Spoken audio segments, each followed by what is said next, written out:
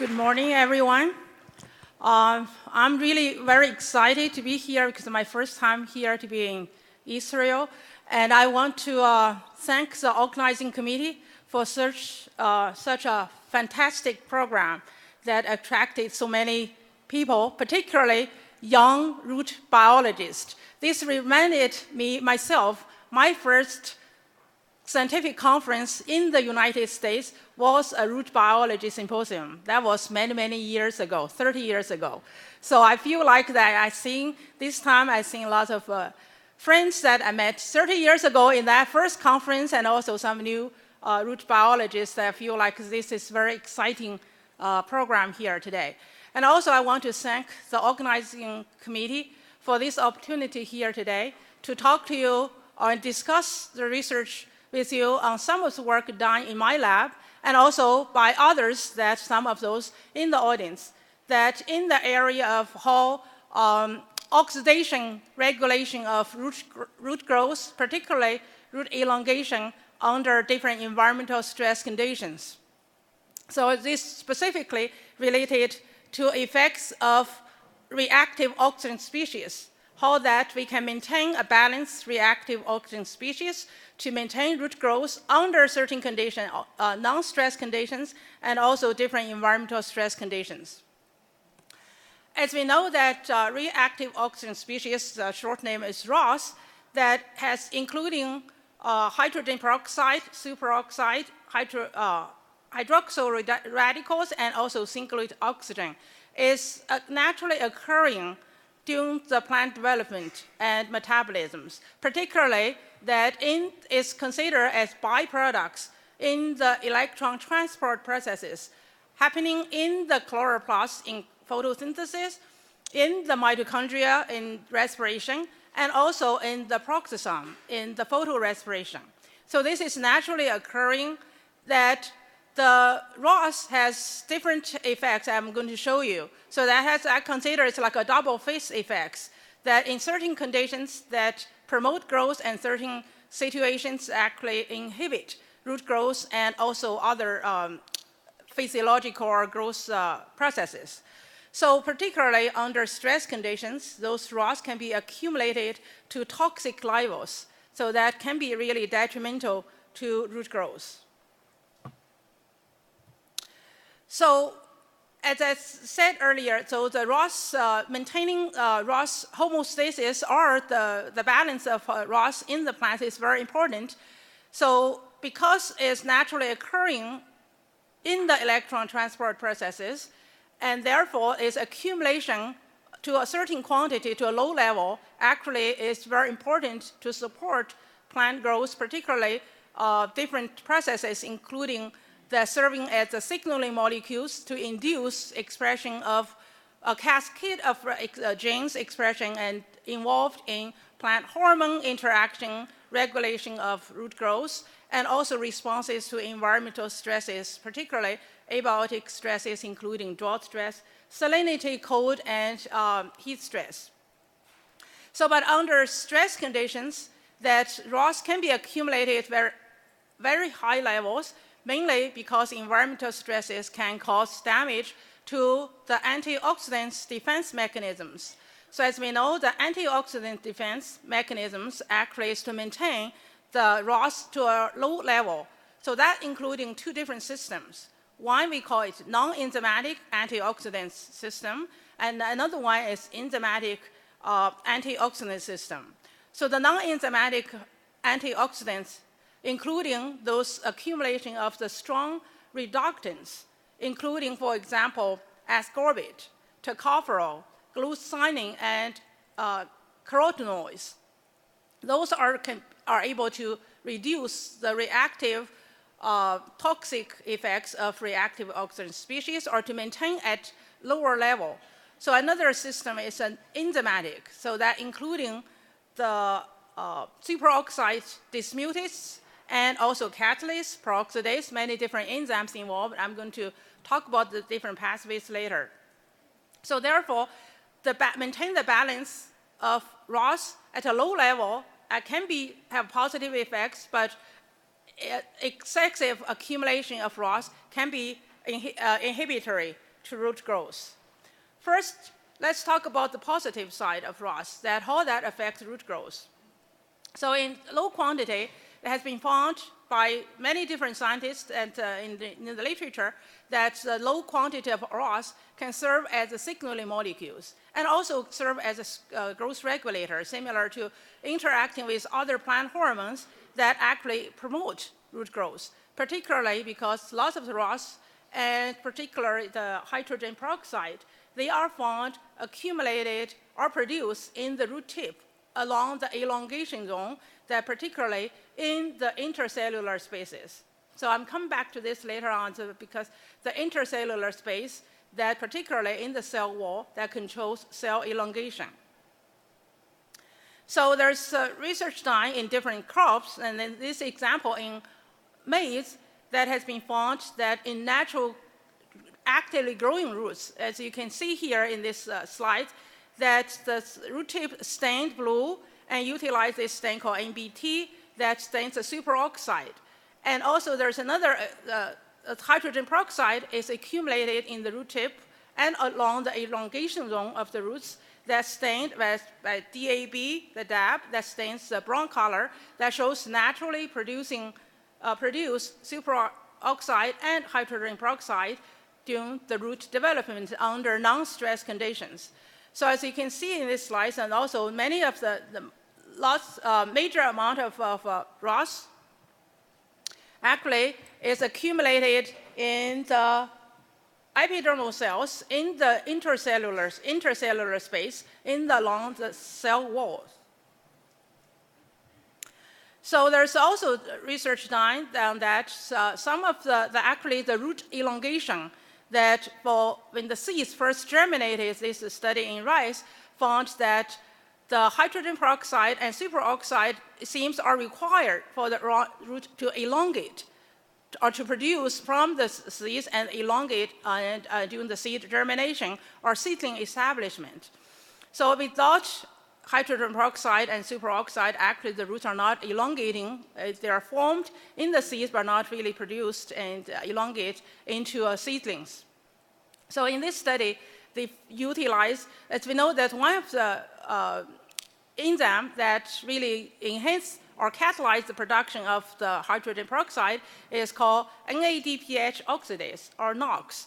So NOx are the major ROS producers in the plants. If in this study and utilize the DPI, that's an inhibitor of the NOx, that is found actually that can restrict root elongation. So as you can see here, under normal conditions, and seeds germinate and producing the roots, but here with the inhibitor, the root growth is inhibited. But if you seed the seeds and germinated and producing roots, inhibited, and then put them back in water, the roots start elongate again. So that means that in this case, in the low quantity again, so I'm going to say specifically, the low quantity of the ROS presence is important for root elongation under non-stress conditions. So there's another study also shows that the maintenance of the root tip growth, particularly in the apical 3 millimeters regions. I think this is a study done by researchers, actually, I think it's Dr. Sharp's group, Bob Sharp's group. They have done fantastic work on dissect the roots into every millimeters along the roots region, and they found actually under non-stress conditions, well water conditions, the root elongate, the elongation zone, particularly in this apical 3 millimeter region, or and also the called R1, R2 region. So they found actually there's an increased production of hydrogen peroxide. So this study that concluded that hydrogen peroxide could help the roots elongate under normal conditions and also under mild water stress conditions. So under stress conditions, as we know, there are many, how does the roots sensing the stress? There are many different molecules that we consider signaling molecules perceive the stress signal and cause a cascade change of gene expression and a serious developmental changes. So ROS is one of those molecules. So there's ample literature research has been reported that a small quantity of hydrogen peroxide occurring naturally or under mild stress conditions, and we call it oxidative burst, transient increases in ROS can activate a series of gene expression and induce a signaling gene expression and transduction of different genes and cause the physiological or biological effects. But under stress conditions, the oxidative stress can occur because of, under stress conditions, as I mentioned earlier, either the non-enzymatic or the enzymatic defense system is suppressed. So therefore, that plants accumulate too much ROS that actually can be detrimental, that inhibit root growth and many other physiological or developmental processes. So now most part of my research, my talk today is focused on the negative aspect of ROS and how can we actually, too much accumulation of ROS under stress conditions, how can that restrict root elongation? So again, so maintaining the ROS is important under low quantity, but in the stress conditions, the ROS accumulation can cause damages to different macromolecules, including DNAs, RNAs, proteins, and lipids. Most of the work, previous work on above ground on leaves or roots focus on the membrane damage or the damage to the DNA and proteins. So in terms of embedded in the membranes. But most of my work I'm going to talk about related to the damage to the cell wall. So that's how that's related to root elongation. So I found that actually under water stress conditions, particularly when you see moderate level water stress or severe level of water stress conditions, so the ROS produced increasing to a larger quantity, either for superoxide or hydrogen peroxide. So we have found that because of accumulation of either superoxide or hydrogen peroxide, the root elongation zone become shorter. So where under normal conditions, the root elongation zone are longer. So we found the shortening of root elongation zone is not due to the effects on on cell numbers. It's mainly due to the inhibition of cell elongation or cell length. So now back to the ROS scavenging system. So as I mentioned, for the non-enzymatic systems, that including many different compounds, particularly that I'm going to talk about, one of them is ascorbate. So ascorbate is serving as a strong reductant. So that is a substrate for ascorbate peroxidase. So ascorbate peroxidase utilizes the substrate of ascorbate that reduce or breaking down a hydrogen peroxide into water so that reduce the toxicity of hydrogen peroxide or reduce the level of hydrogen peroxide. So there's also several other systems, and then glutathione also play a very important role in these processes. So the hydrogen peroxide that can be also breaking down into water utilize glutathione as a substrate and using the enzyme called glutathione peroxidase, so that detoxifies the hydrogen peroxide into water. So there's other enzymes like a superoxide dismutase that dismute superoxide into hydrogen peroxide. The hydrogen peroxide can be breaking down into water going through the pathway of ascorbic peroxidase, glutathione peroxidase, and also catalase. So here, most of the work I'm going to concentrate on and talk about this pathway, how the ascorbate and ascorbate peroxidase are involved in maintaining the balance of hydrogen peroxide, and therefore how that affects the root elongation, particularly under water stress and heat stress conditions. So as we know that under water stress is a major, particularly severe water stress, is a major factor limiting root elongation. So, but under water stress conditions, if we add ascorbate in the root zone. So in this study, we did hydroponic solution. So we can find that actually there's some restoration of root elongation. Of course, it's not restored back to the non-stress level, but there's an enhanced root growth under water stress conditions with addition of ascorbic acid. And also, we have found that with addition of ascorbic acid, there's a significant reduction in amount of the superoxide, particularly the hydrogen peroxide. There's significant amount of reduction in the hydrogen peroxide that could be accumulated to high levels under water stress conditions that cause inhibitory effects of the root elongation, particularly cell elongation. And also we have found, and then we are interested in see where are the ascorbate suppressed ROS accumulation in which part of the roots. We also dissect the roots into different lengths from all the way to 3 centimeters every centimeter. We didn't go as detailed as Bob did, their work did every millimeters. But we found actually the suppression of ROS accumulation by ascorbate mainly in the root elongation zone. So it's not really, as you can see here, under water stress conditions, the superoxide increase and also hydrogen peroxide. But adding the ascorbic acid, there's a significant reduction in superoxide and superoxide and hydrogen peroxide, particularly in the root elongation zone. In the root maturation zone, we didn't find any effects of the ascorbic effect on the root elongation, on the production of superoxide and hydrogen peroxide. This is really confirmed that what has found in other crops, like in maize, that related to the cell hydrogen peroxide could affect root elongation.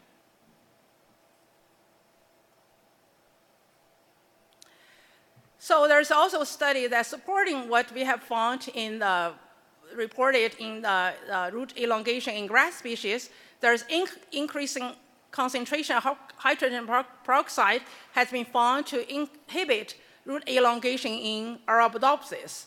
So in this study, they applied hydrogen peroxide to Arabidopsis roots. That's just an example here using the wild type. As you can see here, with the increasing concentration, in this case is 1.5 millimolars, that's very high concentration. As you can see, there's severe reduction in terms of root elongation or root length. So this is corresponded to the increases in hydrogen peroxide or the endogenous accumulation of hydrogen peroxide in the root elongation zone. So this, and then we all know that under water stress conditions, that there are many other plant hormones that could be changed, particularly abscisic acid has been found inhibit root growth under high concentrations.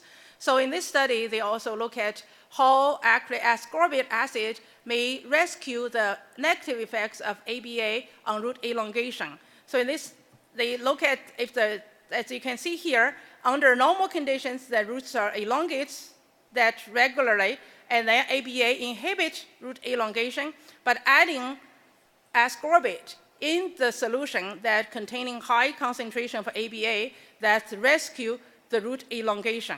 So this is work support what we have found that ascorbic acid actually can minimize the oxidative damage of the ROS to the root elongation. So also we measure endogenous content ascorbate in the roots that with the ascorbate application or without application, we found adding ascorbate externally actually enhance the ascorbate production within the roots, particularly in the root elongation zone. And also it had some effects in the root maturation zone, but mainly in the root elongation zone that we measure free ascorbate acid particularly, they are accumulated to much significantly higher levels in the water-stressed roots that added the ascorbate. So we believe that the ascorbate could play a very important role that to remove the ROS and then reduce the oxidative damage and promotes the root elongation. So as I mentioned earlier, when we talk about the damage of the ROS, mainly focus on lipid peroxidation in the membranes. So we also measured one of the final products called MDA that is the lipid peroxidation in the membrane. What we found here that in the roots, particularly in the root elongation zone, and with underwater stress conditions, the lipid peroxidation is enhanced. But adding the ascorbic acid can reduce the lipid peroxidation, but to a very limited level. It didn't reduce to what we expected. So we would think that because the root elongation that is promoted by ascorbic acid, that could be caused due to the suppression of lipid peroxidation in the membrane, but that's not what we found. But what we've also measured the enzymatic activity of the different enzymes and antioxidant enzymes, including SOD, CAT, POD, and APX. We found actually no significant effects of the ascorbate that on the contents or the activity of the enzymes in the root elongation zone. So then we are thinking that maybe because the lipid peroxidation is not a major effect due to ascorbate, maybe ascorbate affects other things than therefore affects root elongation. So then we think back to one of the important facts affect cell expansion or cell elongation is controlled by the proteins, for example, the expansins, and also the endotransglucose, are called XETs. So expansins and XET are proteins, also called elastins, on the cell walls. So that reduction of those proteins, they cause more rigid cell walls and that restrict the cell expansion. So we're thinking if the ascorbic acid didn't have much effects on the lipid peroxidation of the membrane, so maybe it affects the cell wall expansion. So we look at the gene expression of the expansion and the XET, and what we found here that under water stress conditions, both we measured the expression of the different genes in different because the expansing and XET are large families. We screened different number of the genes. We found one of those we call expansing alpha 3 or A3. So this one, under water stress conditions, expression is reduced. By adding ascorbate, its expression increased several times compared to the non-treated roots. And similarly, we found XET. There are many different XETs. It's a large family. We found XET2 that was suppressed in its expression level under water stress, but adding ascorbic acid that increased its expression level that at least 2-3 times higher compared to the water stress alone. So we are thinking that maybe because hydrogen peroxide affecting the protein function of the expansion XET, therefore that could control the elongation of the cell wall. So from our study and others, that we think that here I think that there's more research to be done to confirm this, but at least at this point we can conclude that increases in endogenous ascorbic content affects the cell elongation or root elongation, mainly acts on the cell wall level. So that may affect the cell wall expansion due to the effects on expansing and XET genes or the proteins, but not due to the effects on the minimizing the lipid peroxidation of the membranes.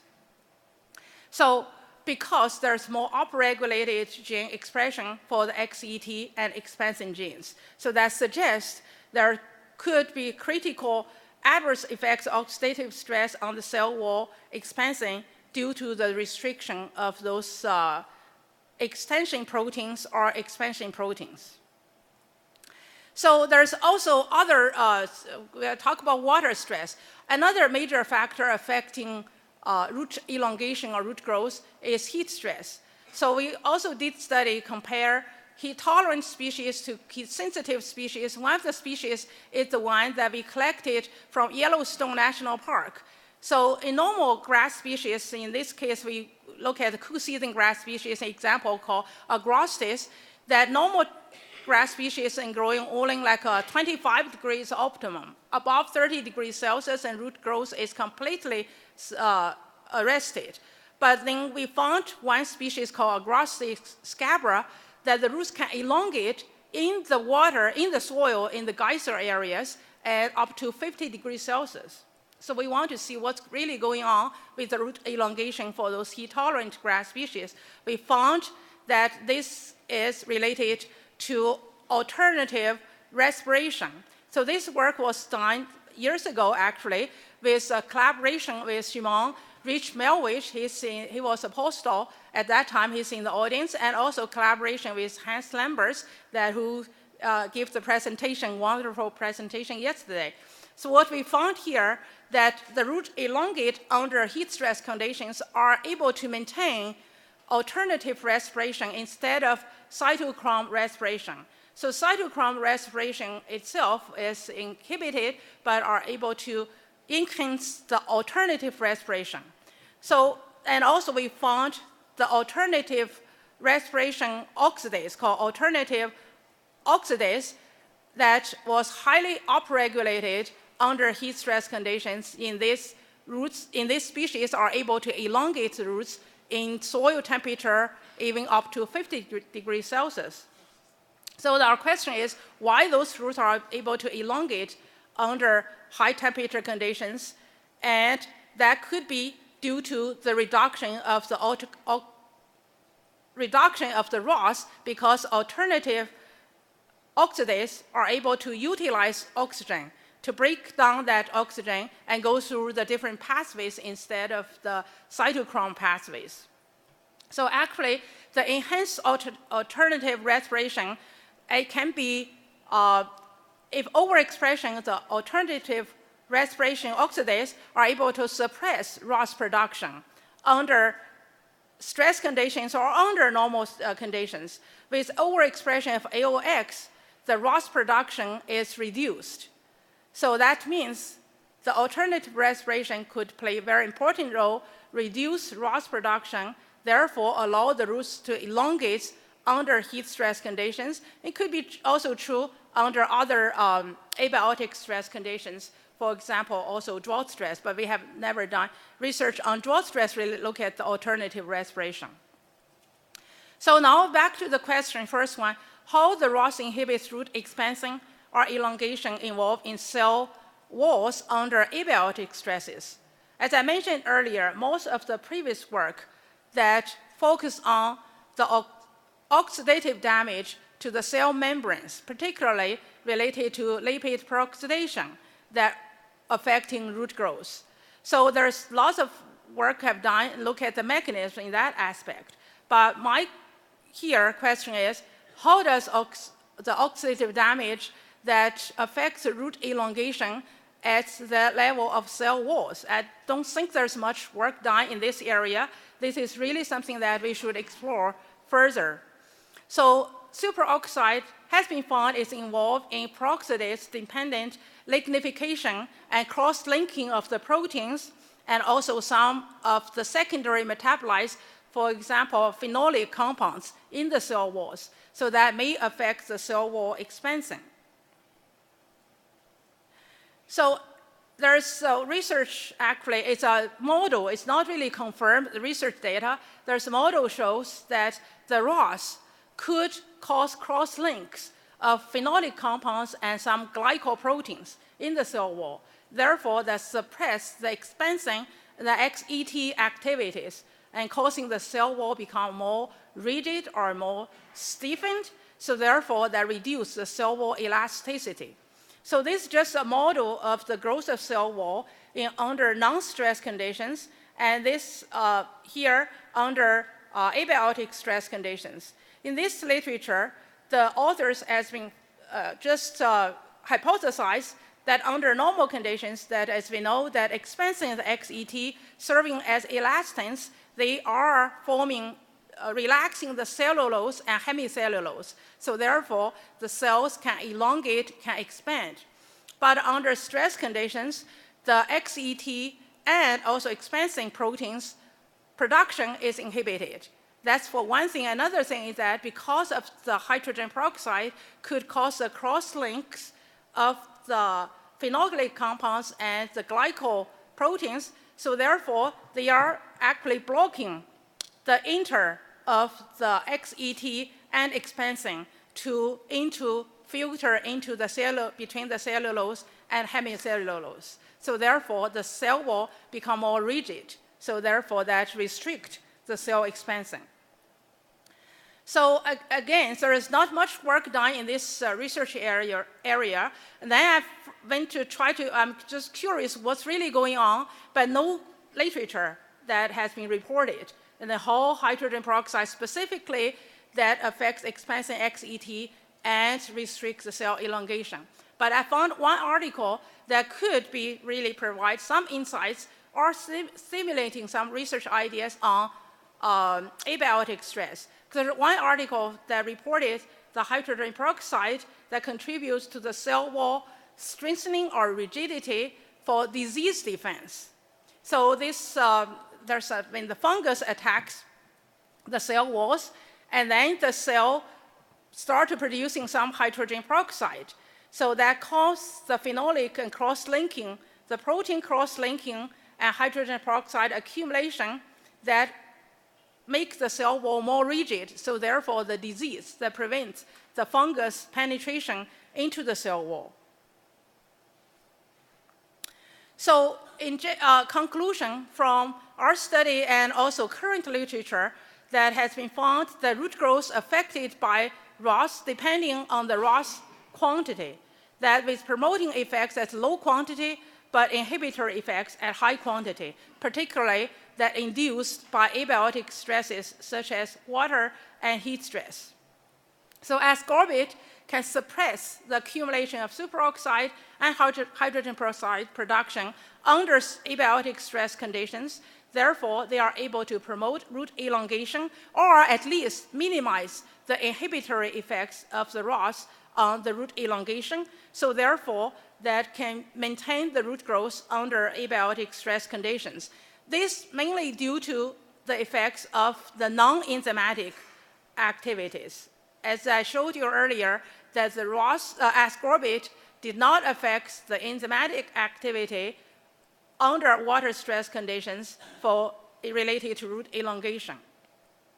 So the mitigation of the inhibitory effects of ROS on root elongation by ROS may be related to the upregulation of the cell wall extension proteins or the genes. So again, but how can we relate the gene expression to hydrogen peroxide to cell expansion, cell elongation are not really understood.